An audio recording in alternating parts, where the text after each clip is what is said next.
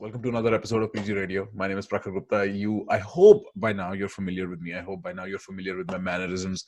I hope by now, to some extent, if you've been listening for a while, you're familiar with the way I think. And as I've come to like doing an introduction to all my episodes, as I've come to like providing my listeners a fair bit of context, what precedes my conversations, what is the thought that I'm going through when I'm entering into a conversation, I have found that I can now slowly delve into talking about more details about my life, because there is such a profoundly obvious relationship between what has happened as a function of me growing up and what I seek to answer through the means of the conversations that I have, that I just cannot ignore it. So on this episode, I spoke to a gentleman named Santu Misra. Santu Misra is he's famous for his company called Slurp. He is also the director producer for Kusha Kapila and Dolly Singh. He's worked with iDiva and Men's XP, and he's one of the most phenomenal forces of nature in the content market sphere. In fact, I was speaking to Santu before we recorded the podcast conversation. And very often I am on the giving end of a conversation where the other person walks around and they're like, what the hell just happened? Speaking to Santu, and I mentioned it to him throughout this conversation and the one we had before that, it was like a trip. Like it exploded certain parts of my mind,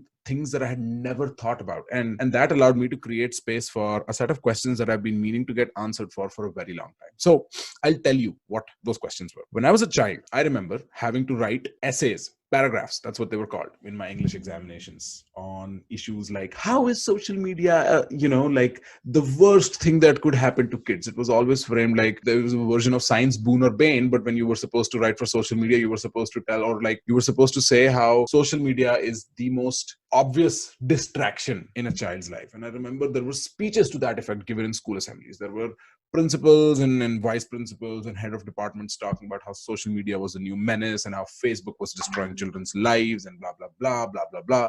And I found it convincing. I was a child, right? Like I was like, okay, this makes sense. If I spend too much time on Facebook, I'm not doing real life shit. But I always wondered how is it that every day we have to come to school, or every week or every month or so, we have to discuss this issue and nothing ever gets solved. Like I'm still on Facebook. And not just me. I was slowly seeing my teachers get on Facebook. I was slowly seeing my school start to operate on Facebook. As I left my high school, I saw my school had a proper functional presence on Facebook. And I kept wondering what was happening. And I came to understand that the market moves a certain way, that the market has a sense of motion of its own self that we cannot deny. At best, what we can do is optimize it. And this has come to me as a learning 10 years after I first thought about this thought. But the general idea is, I think there are so many of such domains that parents, because they've grown up in a different time. They've grown up with a set of economic infrastructure that is very unlike what it is today. Think, especially in India, where, economic pressures are high, think that anything that detracts, anything that is farther away from the main flow of the river, anything that is too far away from the main course of your life, which is, listen, get a job, get married, have kids, blah, blah, blah, is a distraction. And this thought has profound consequences, stuff that if I discuss right now is going to sound so silly because the extent of problems that we have in India are greater. But it's like, if you do not let your children play with the latest tools available in the market, they will never make the next latest set of tools. Like, innovation happens if you let people use other people's work. And I think in that regard, I have been fairly pissed with how society dealt with video games and social media back when I was growing. The fact that I had to discover 7-8 years hence that video games and social media were so profoundly impactful, that they were so relevant, that in fact the future has an undeniable place for social media and video games. In fact, most of the money that will get earned will have something to do with social media and video games. It hurt me. And that is sort of what was going through my mind when I was trying to have this conversation with Santu, which was like, listen, you've managed to run, Santu, a successful ass business based on storytelling using social media. And it's not just that it's a new mode of storytelling, it's become this radically new form of advertisement, where people like Kusha, where people like Santu, for that matter, he makes Bengali content, but people like myself, we become these neutral bomb nodes that can explode in the direction a brand wants us to. So I become such a good storyteller that a brand comes to me, is like, listen, integrate my product and sell my product as you do your storytelling. So social media is allowed to decentralize advertisement as a whole, and all these models were allowed to emerge because people were allowed to play with these platforms to see what their power was. And so in that sense, there is a rapidly changing economic landscape that is facilitated by these brilliant means of engagement. There is something called agglomeration. Let me talk about economic geography for a second. I was writing a paper recently about how New York City is going to change post coronavirus, and part of the reason New York City is something called agglomeration. The fact that there is such an interesting set of people who hang around the center of New York City every day, that ideas get passed around, that people form teams and new things happen. And my fair bit of fear is that this concept of agglomeration is now obsolete in the geographical space. Like, it is no longer that I need to gather ideas in Times Square or like or Wall Street or any of that. Like, as soon as work from home becomes a viable, sustainable option, right? As soon as for service industries, for finance, people can work from home, nobody's meeting at the downtown cafe to talk about, what the next big acquisition is going to be. That now happens in many different forms on many different online platforms. Like, Twitter has become an agglomeration economy where I post an idea, somebody comments, somebody retweets, somebody has another conversation, and suddenly an idea has emerged for a different person, right? Reddit has become that kind of a place. And then there are different specialized places for specialized conversations that occur. So it's almost as if the virtual space has absorbed the need for agglomeration and the physical space is losing out on that. And the general idea is that in some sense, coronavirus is fast tracking our future. It's almost sort of everything that we ever predicted we'd have needs to be done right now. Almost all potentialities that existed in our environment, from the difference in economic classes, which has become starkly evident with the migrant labor phenomena, to virtual reality, which was always this thing that was complete in technology, but we still hadn't found its use. Everything that was part of our future is finding its use in the present right now.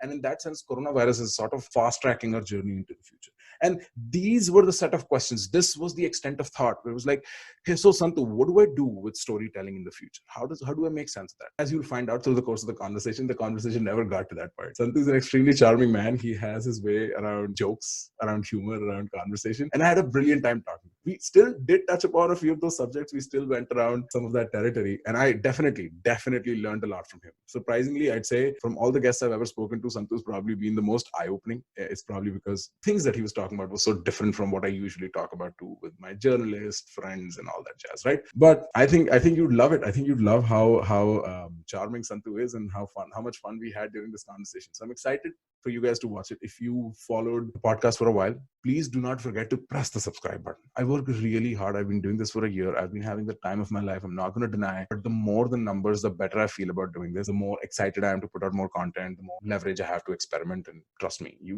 I'm only beginning to scratch the surface of the kind of shit that I want to do. I'm not joking. And if you have come across this for the first time, if you're Santu's friend or something like that, Santu's a podcast. He consumes podcasts, so I know he's going to forward this. If you're Santu's friend or something, please don't forget to check out my library. I think you will absolutely be impressed by the kind of conversations I've been having. I've been trying to put out very, very quality content. And if you like it, don't forget to subscribe. Press the bell icon. All right. I hope you have fun during this conversation. Please leave a comment if you have a complaint. You can always reach out to me. My social media handles are somewhere right here. Best of luck and welcome to PG Radio.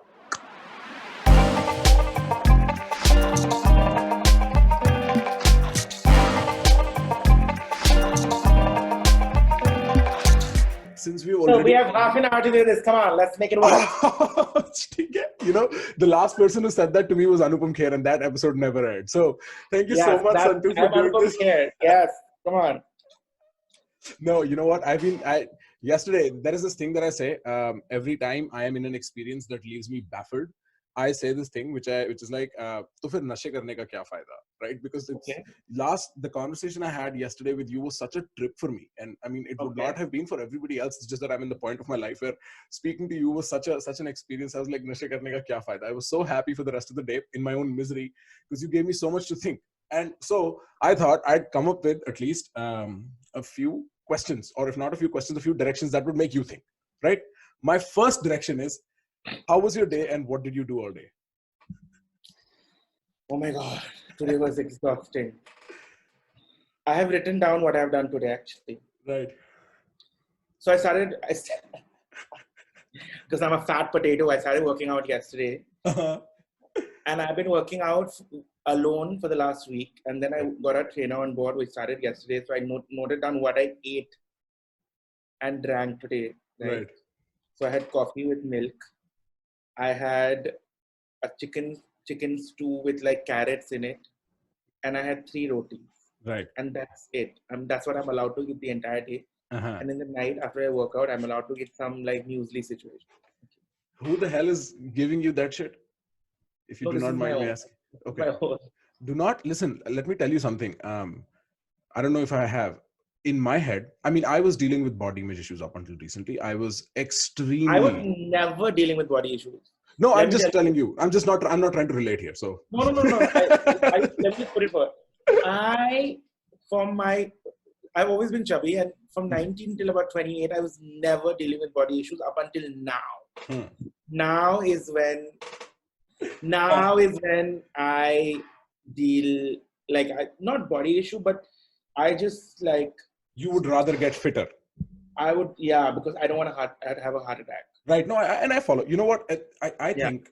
So the reason why I was saying that is because I understand the culture of, or like the influence set that comes with that. And one of them is starving yourself. And I never think that is an acceptable way to go about it. So in Yeah. case you go down that route, there are at least No, I'm not. five different nutritional directions I can suggest to you that will not keep you hungry. And you'll be No, I would looking rather you absolutely don't fine. do that. Okay. You know, I'll back off. I'll back off immediately, Santu. Acha, okay. You know what? The second direction that I would. Oh no, we never finished. So you were working out today. Never finished. Okay. Right. So what I did today, I just note down what I ate for the first time in my life. I was like, okay, I'm not going to have sugar. I'm going to try and eat as healthy as possible in my scenario without actually starving myself. I'm not hungry right now, which is great. Right. Congratulations. If I feel hungry, I will eat a banana. Right. Right. Perfect. Solid. Right. What I worked on a bunch of things actually. I worked on a couple of videos for iDiva. I worked on a couple of videos for Men's XP. I'm working on a cover for iDiva that is supposed to release like ASAP. It's a trending hot topic which I can't reveal. Okay. Sorry, now you've got this conversation all hot. Now no, I cannot reveal. It's a very trending. It's a trending topic cover. Okay. Eventually, it comes out in this week. Hopefully by Monday or Saturday. We're aiming for Saturday. Right. I'll send you the link once it comes out. And I'll attach it in the show notes. It's an incredible cover story actually. And then I did a bunch of calls. I just was on the call then I was working on some pitch for a brand for our agency. So I did a lot of things till about 4 p.m. Right. From say about 11:30, 12. I was constantly working. So the reason why I take you in such a redundant direction, you know, as far as the 30 minutes that I've received from you, is because when I heard of you, the first interaction I had with the concept of Santu Misra was how interesting. Like, what is the genesis story of this man? And not just genesis story, but everything from your name to your persona is so unique in the way, at least I have perceived it, that I'm curious. How does Santu become Santu or Santu? Is it a heart? Is a heart? T? How do you pronounce it? There's a T. Okay, Santu. Okay, so how does Santu come to be Santu? What's the story? You know, I started when I was 19, right? I moved to Delhi from a place called Guwahati in Assam, right? Represent. Nice place. I like it. Very small town, right? Like all Indians, and this is 2009, right? This is the boom of internet, right? This is the boom of blogging culture, blogspot culture, and this is the boom of WordPress blogs, and this is the boom. What year is this? 2009. 2009. That's when the blog sphere in India was booming. Yeah. Right. I was 19, and I was looking at all of these fashion bloggers that were coming up internationally, and I couldn't find anybody in India. So I was like, oh my God, I'm going to become one, right? So when I was 20, or by 19 to 20, I was one of the top, like, influential bloggers ever, right? I was on the Elle magazine top 50 influential people in fashion list, right? How young were you back then? I was 20. Damn, that's amazing. Right? And I had my own blog, and I used to take street style pictures. I used to take pictures of fashion people, almost like documenting fashion, you know. There's no documentation of fashion throughout, like, street and fashion week, etc., except for me. And there's one more blog called Whereabout, run by this person called Manu, who started doing documenting fashion, and then he eventually started going into Northeast India, Bhutan, and documenting street fashion from there, right? His became a little more philosophical, more non-fashiony. Mine was very fashion documentation, right? I've contributed to W Magazine in America, where I shot Lakme Fashion Week for them. So I did a lot. You photographed Lakme I Fashion photographed, Week. right? Okay, Photographed nice. street style photos, but in a very unique perspective were my strength, right? And I had photographed a lot of people. Some of the best pictures of those fashion people are my photographs, right? And those were taken like in what, 10 seconds, 5 seconds, without even knowing, some of them knowing it, right? Right. So yeah, I had a blog. I had a blog spot. It was called Devil Wore, right? After Devil Wears Prada, I was obsessed with fashion. Right. Then I went fashion school, right? I went to Pearl. I did about 2 years. I dropped out because I thought everybody was stupid there, right? But that's just me, right? Kids should not drop out of school. Pearl is a very interesting ecosphere. My ex-girlfriend and my sister both went to Pearl, so I was like an active periphery to Pearl more than once, and I think it is a very interesting educational ecosphere. Yeah, I'm not gonna comment on Pearl about it because right now I can't comment about it, right? You are bound by too much legal obligations, Santu. I think we should have done this some other time. I am. But right. What I would tell people is do not drop out of college, right? Because I have seen the risk of dropping out of college, right?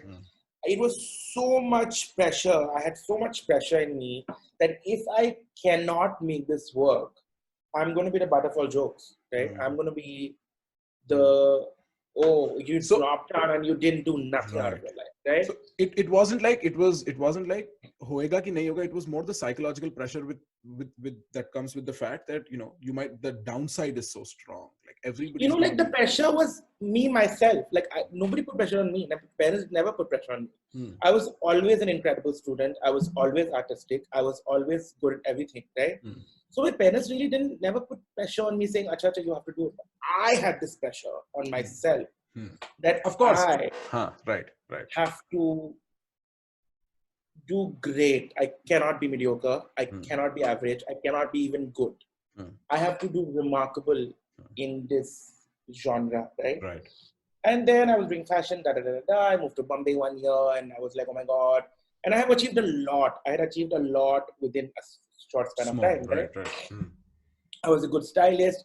I was a good design consultant, and what I had figured out by 19 till 25 is I am somebody who is very good at putting things together, right? I am somebody very good at bringing a vision together. I am somebody very good at bringing a point of view together. I am somebody good at bringing multiple people together and like making something happen, right? Which is essentially a producer's job, right? Which is essentially a creative producer, creative director, right. Essentially a creative director. Yes, right? Please continue. Because there can be multiple point of view but there has to be one linear point of view that results in something, right? Right. In 2016 is when I moved back to Delhi from Bombay, right? And I started working with iDiva and Men's XP as a fashion editor, right? And for Times Group, and I was hired on spot. They didn't even question. Like they were like, okay, fine, whatever. When I joined, I saw that there was a lot of scope and a lot of things to be done with the website. Video was just about starting, right? And this is back in 2016. 2016. Video was just starting in 2016, like content creation. People were doing it, but we were late, whatever, right? Right. And then suddenly, I think Mr. Angad Bhatia, who is our COO at Times Group, who I still work with, said, okay, all India Times, Men's XP, and iDiva are the 3 brands of Ireland, and they are going to start making video, right? And we're going to start making X number of minutes a month, right? Because we had a deal with a brand that we would make this number of minutes a month, and we would get paid for the amount of minutes. Right? It was like do or die, right? And it was like you'll be given one editor, one producer. That's the team. That's the team, right? 1 second now. Please. For Dan, got a coffee for myself. Okay. Right. So, so 2016, we started doing minutes, whatever. And then we didn't know. See, we didn't know what to expect, right? We didn't have any talent. There was no concept of talent. There was no concept of influencers. Right. There was no concept of, there was only bloggers, right? There was only fashion bloggers and YouTubers, right? There was no concept of influencers at large.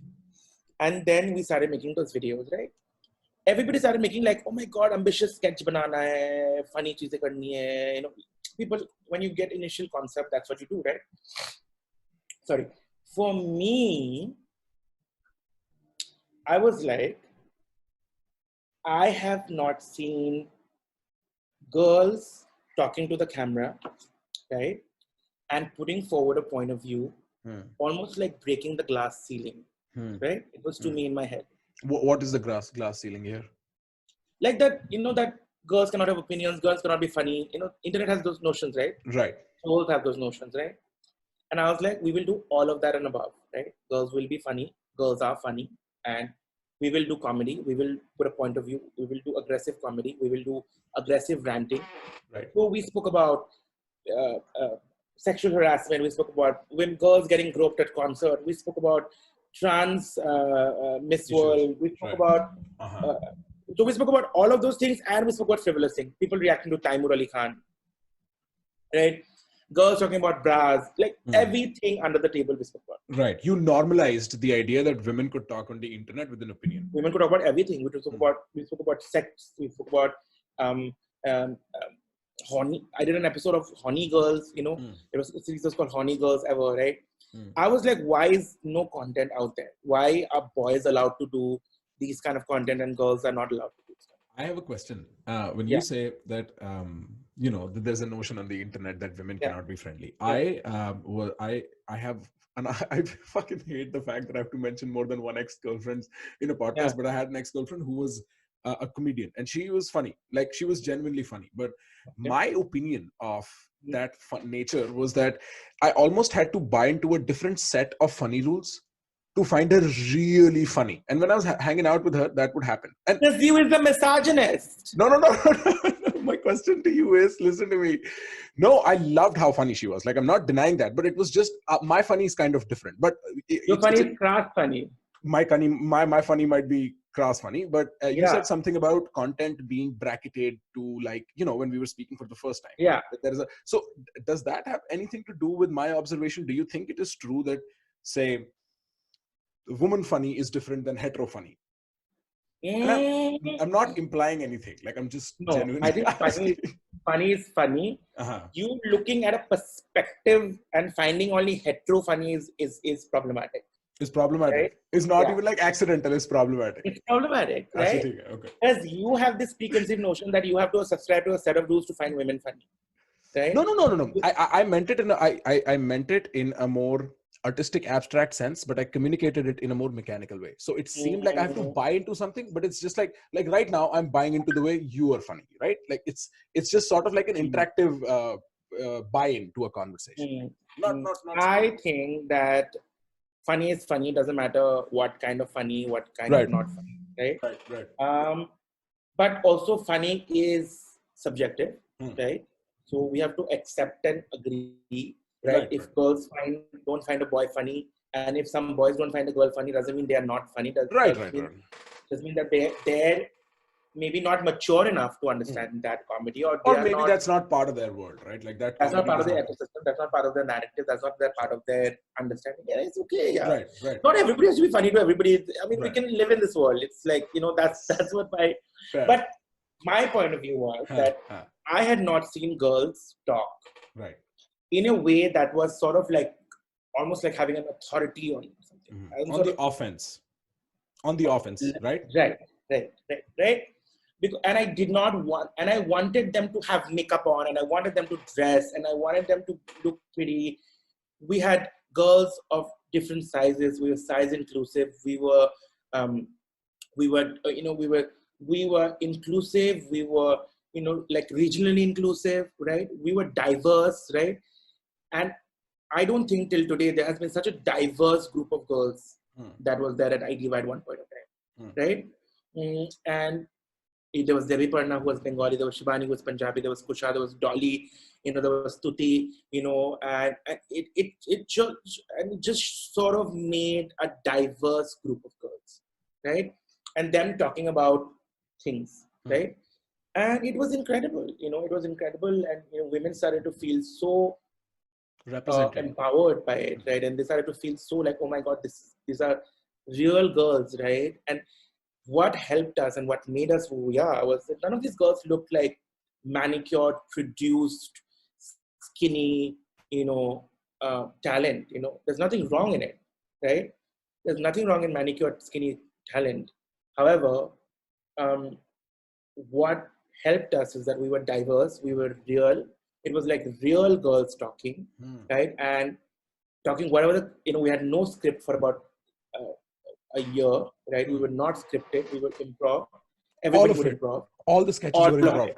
All of it was No. improv. So you were telling On me, the spot improv. you were telling me that the stuff that Kusha and Dolly were doing in their early days Was all improv. was just like camera on and they're just like, haha. Just on. It was like camera on, that is my voice, fantastic. and that's it. That's so fantastic these girls talent. were genuinely talented, right? So Like, I had known of Dolly because I think she was a fashion influencer before she was doing what, right? So I had some, I think, passing acquaintance with her back then, and I saw her after that on this stuff, iDiva, and it was like I was like, she's made for this so much more than she's made for, right? Like, it's so instant. You understand that the character playing is effortless, even on Kusha's end. Have you seen Westworld? Have you noticed the concept of reveries? Like, he talks about how those little, that's what makes acting believable, right? Those little things, and it's almost seamless. It's seamless from these two ladies, at least. It's like, it. You're like, you're listening to a real thing. Okay. Solid. That's incredible. Yeah, because like what I think also made them who they are and what helped them grow their following was the fact that they had done improv for so long, and that everything was improv, and then the characters they made with me and that I made with them was a part of their life.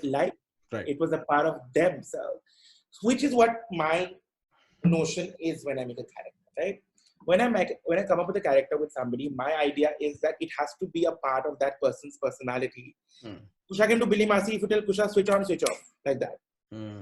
Right? And she can do Billy Masi at any given time, at any given situation. Is she asked at airports to do it? Yeah. People have asked her at like random events saying, okay, Billy Masi karke dikhao. Yeah, that must be so annoying. That's the kind but of shit that is also such a annoying for sure. But that's also such a such a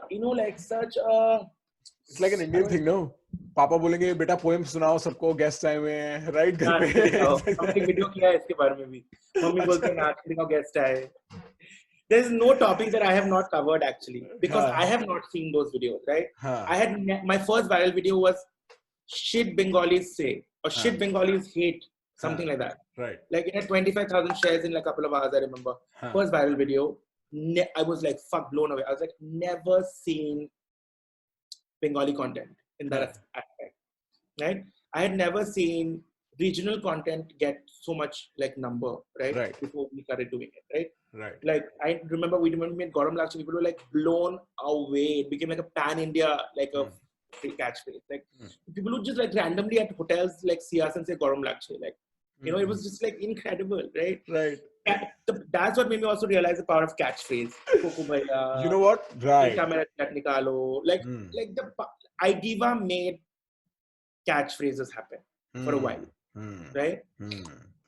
For a while, because I remember nobody was doing these one-liners. People were doing like, everybody was focusing on girl next door, sweet, pretty college girl. Right. Does not wear too much makeup, right? Like she stays in her lines, right? So boring. So boring. Yeah, I was like, fuck this. I said, we will do eyeshadow, eyeliner, lipstick. Where is the baddiness? Like, where is the baddiness, bro? Like, bring that on. I was like, we will talk about glamour. We will address issues while being glamorous, and there is nothing wrong in it. Girls can wear makeup, girls can dress up and talk about every issue in life. What the fuck? Like, nobody's made these rules. And who made these rules? I said, there are no rules. When it comes to content and when it comes to viral content, right? And people say, we will make viral content. You can't make viral content. You can make content that eventually you hope to go viral, right? That's the correct phrase, right?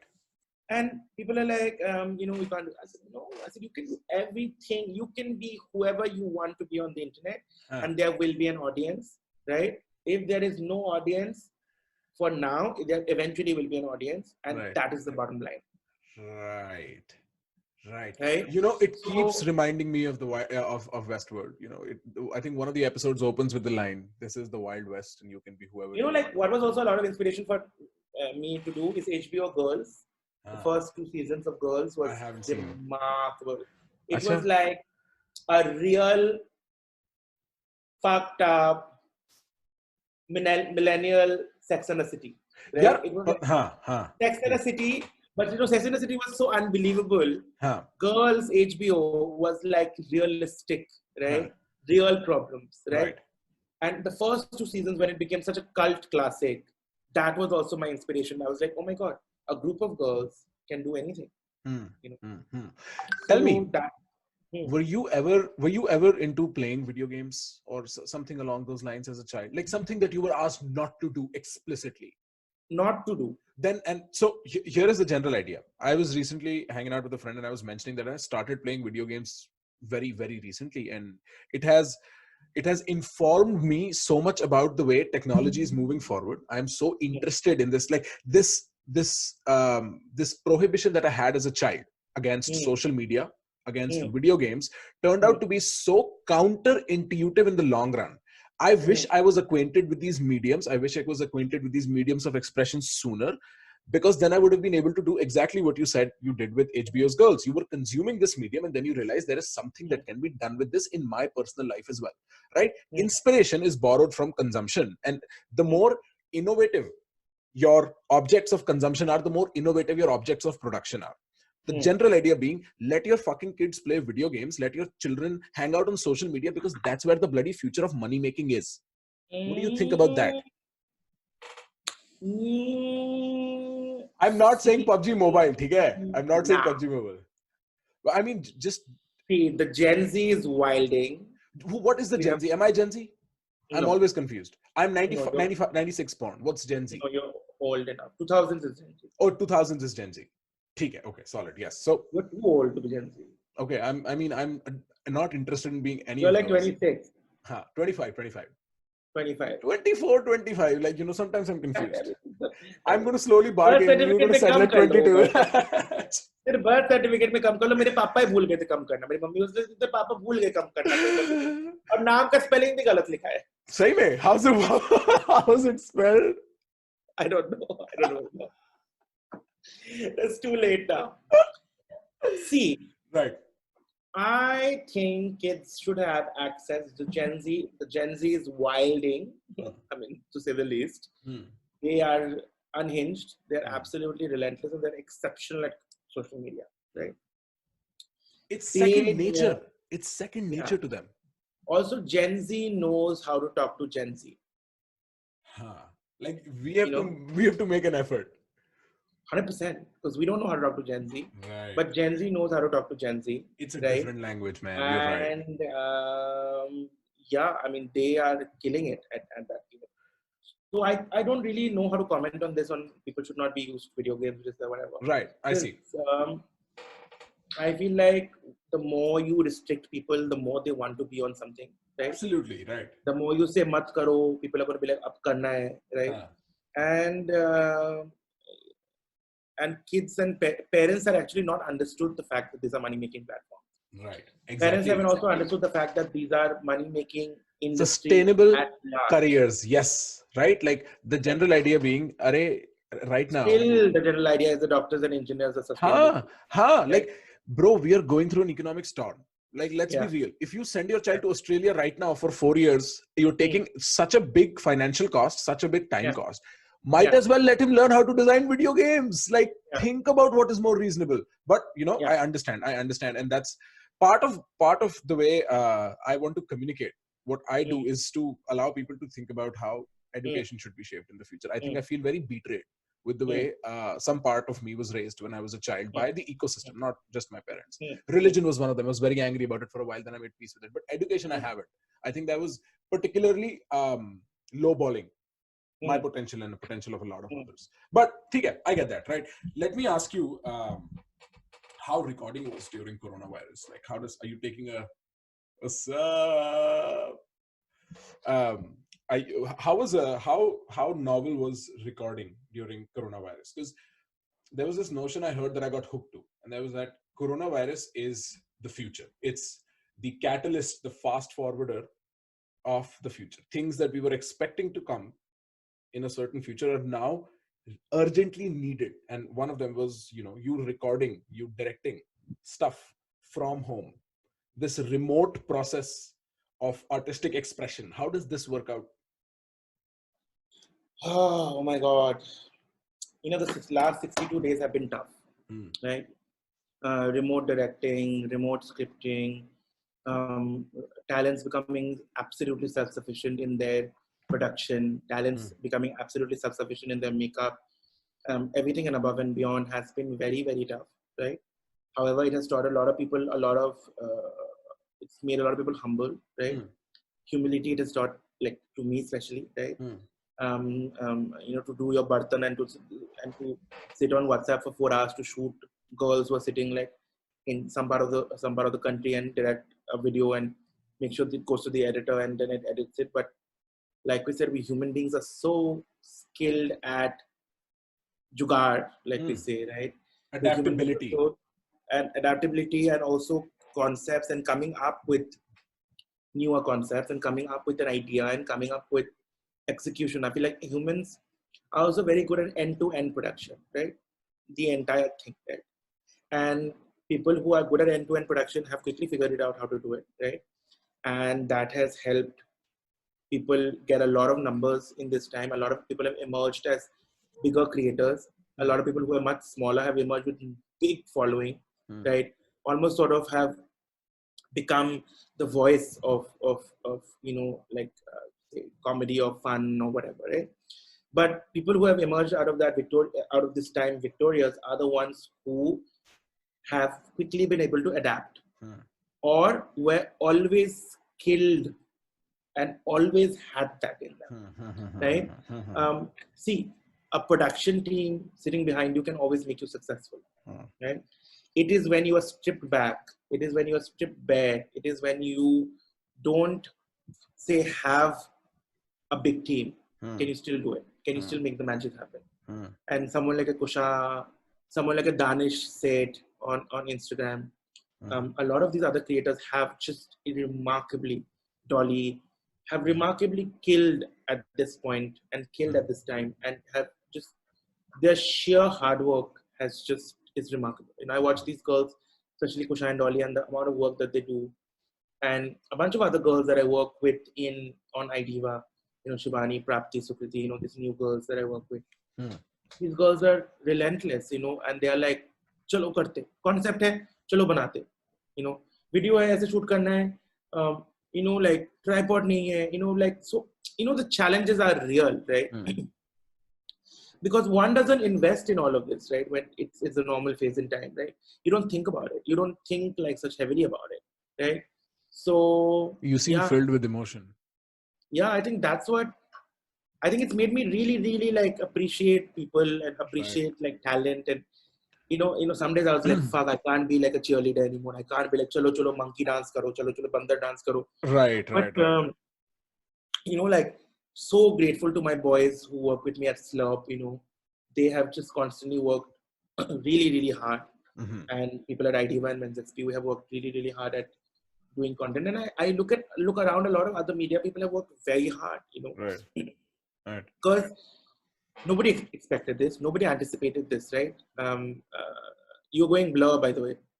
Your focus is going off. Your focus is off. It'll come back on. Please continue. It'll come back on. I'm very interested. So what has made me realize is that the sheer power of media, the people in it who are very gifted and very talented, not just my people who work with me, people around the globe have done some remarkable benchmark quality videos and photos. Right. And I think we are prepared for this world, and I think we are prepared for this new normal, and I think we are prepped for this, world to have, because it's not going to go back to normal anytime soon, right? It's not going to become, it's not going to be like, chalo, chalo, abhi bahar jayenge. Auro chalte chalo party karke aate hain, South Delhi Party karke scenes, aate hain, right? हाँ, Haan. Bro, don't- I don't know how I'm going to make it to Delhi and not go to Auro. Like that's my standard. yeah. I don't know how that's going to happen. Where is it that Yeah. you usually go to Delhi? Like, what's your hang? Hangout space. Yeah. I'm very old now. I don't hang. I You don't don't hang? go to. I used to love Oro and I used to love Summer House and all, but I just like feel too old now, and I hate going out. Yeah, I mean, I get that. I've seen that happen. When I was 21, I was a lot more than now, right? And in New York, I barely, unless there is a good musical act happening in Brooklyn, that's the only time I'll go out. Otherwise, you might as well give me my book and I'm happy, right? But when I'm in Delhi, because there are so many of my friends and they're decentralized, I have this one spot, and that's Oro. We go there, and it's only when like somebody like a Lifafa is playing. Oh my gosh, brilliant stuff, great gigs. Oh my god, edgy. Oh my god, like hipster. No, barely. Yeah. I know so hipster. My friends though, you like them. They're hipsters like that. But I want to ask you this, right? I get the idea. I also think part of the new normal is this decentralized, your business model, if I may use a term as crass as that, is essentially like a decentralized advertisement service, right? In the sense that instead of this being a huge advertising company, you have creators who are great storytellers. And these great storytellers are so good that they can integrate products that they believe in, that they subscribe to in their act. And then that creates influence by itself. And I think that's wonderful. And I think in that sense, you guys have done, not just during this coronavirus thing, but as far as long as I've known about your talents and then you, something phenomenal. And at this point, there is nobody more viral on my Instagram than Kusha. But the question remains, what is this glass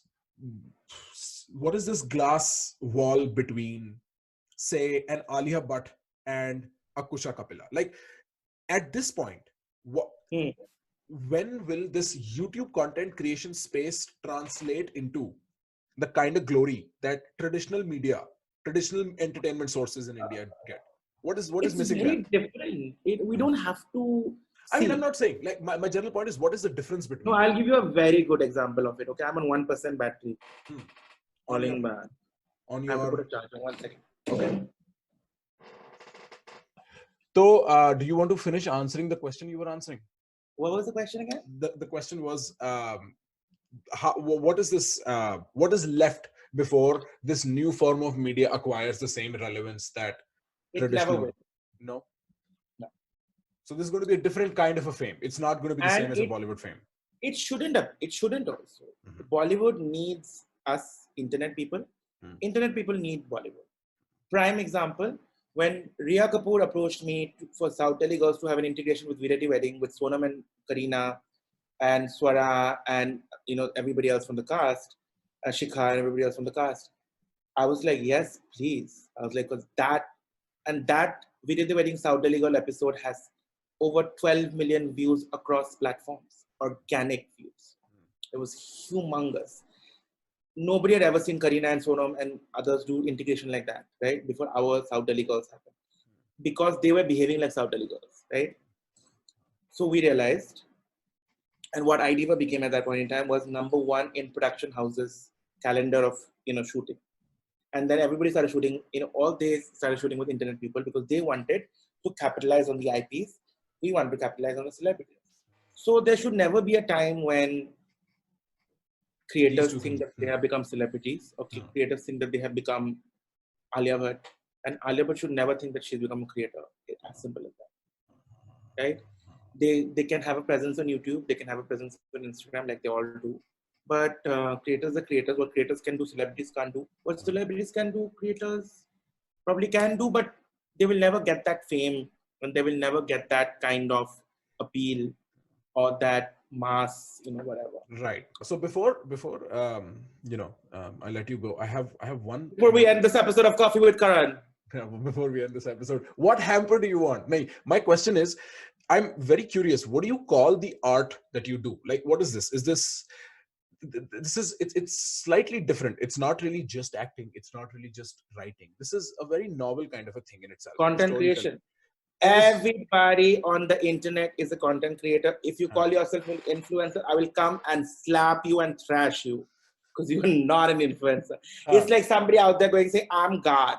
What the fuck? People writing influencer on their profiles. I'm like, what the fuck is wrong with you? Like it's like saying, I'm gifted. But I think content creators too generalize, no? Like you'll have No, that's what makes it interesting. Content creators is too generic. That's why everybody fits in that bracket, right? So you just create artifacts for people to consume, intellectual artifacts, right? Artistic artifacts for people to consume. Properties for people to consume. You create content.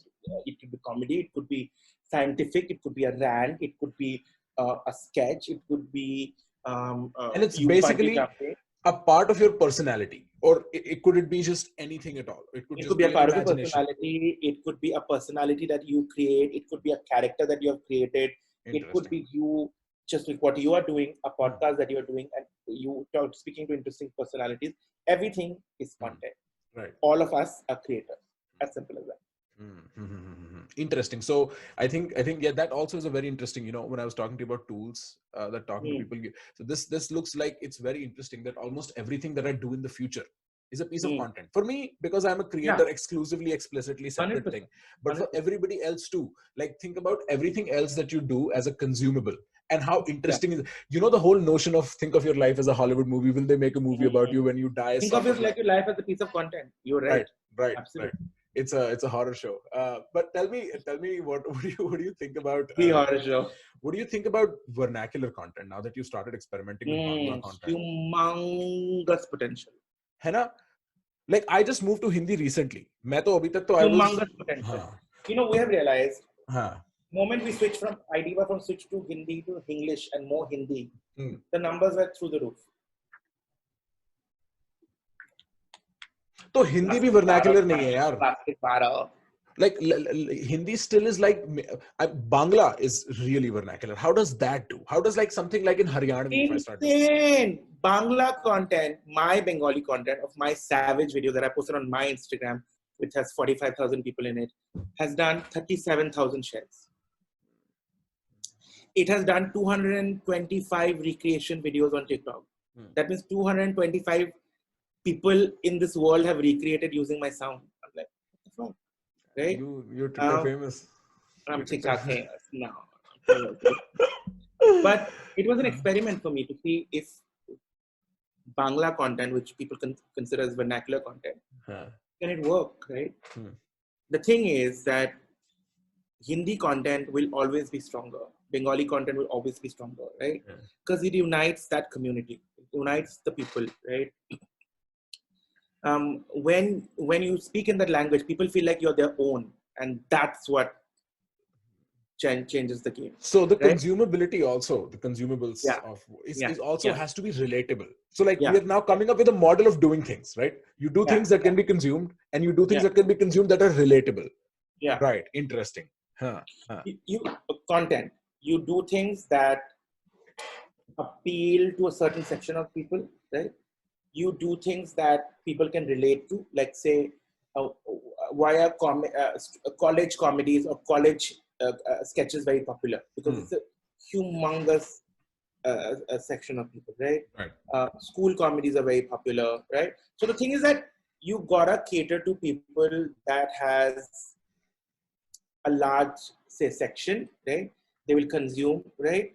They will want to see, they will laugh with you, laugh at you, laugh at your jokes, laugh at your everything, right? When you as a creator are making something, you have to make sure that anybody can laugh at anything that you do, right? And laugh, or it makes them think, or it makes them, makes them angry, right? Everything is fair. Everything is fair in content world, right? Oh, Love and War are out of the window. Everything's not fair in Love and War. Everything's fair in content. If you speak to Santu for 1 minute, everything's fair in content. Fair? Yeah, everything is fair in content. Everything, it's no holds barred, and there are no rules. Everybody says there are rules. There are no rules, right? There are certain rules which you acquire along the way, right? You have, like the rules that I say, the rules that I've told you yesterday, or the tools that you said that I have acquired are acquired by myself, myself and I. Right. Nobody can organic experimentation. Yeah. Like, properly going to the data. 100%. And those rules, those are more valuable. They're steady So too. those are actually acquired by you from an series of Experiential. experiment and series of trial and error. Right. And those will never go away, and those will apply forever. Right. Right. Those will become like a discipline. It's almost like a discipline, like a rigid set of like, how do I say, set of outlines you lead your life with. Right. That's remarkable. I was recently revising a very famous study done on persuasion for a class, right? And I was like, listen, we are getting it all wrong. If I can make the person believe he came up with the idea, or if he really does come up with the idea, there is no way he's backtracking on it. All other persuasion will have depreciation, but the one that I've earned experientially myself, that will have appreciation. So if you want to really change behavior, you have to come up with the rules yourself. If you listen to me, if you listen to somebody else with those rules, there'll be a depreciation. You lose the value. If you come up with them yourself, you will always value them. There is something to that process of earning. There's something remarkably distracting. There is something remarkably distracting about. There's something remarkably, how do I say, beautiful about coming up with this set of rules that you can come up with yourself, right? Right. There's something liberating. That can something be, it just can be so, what is the right word?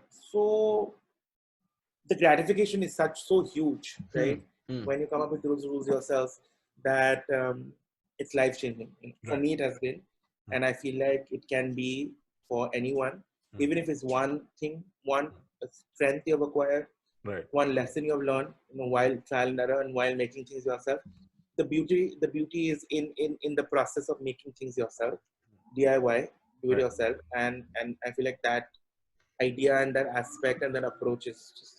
You know how Marie Kondo became a thing, like a way of life. I think DIY will become a way of life very, very soon. That's my prediction. No. DIY was the way of life in quarantine. Yes, for you guys, yes. I mean, universally, like nomadic DIYs, like I just, I'm speaking more, fuck it, anyway, whatever. Listen, this has been an absolute pleasure. This is probably, hopefully, one of many. Hopefully, I'm going to text you super soon and I'm going to bother you again for a conversation. I think I have so much fun talking to you. Off the record. Only off the record is also fine, unless, I switch on sneakily the Zoom record button. I have one final question. What does it take for Santu Misra to follow Prakhar Gupta back on Instagram? Why is there such a blanket ban? Start making good content, when you start following the rules that I have told you, and when you brush your hair, and when you brush your hair is when I will follow you back. I am going to bother you until that moment. It has been a pleasure making friends with you. This has been fantastic. You, this is remarkable, and I feel like you have a great IP waiting to explore. Thanks. I appreciate that.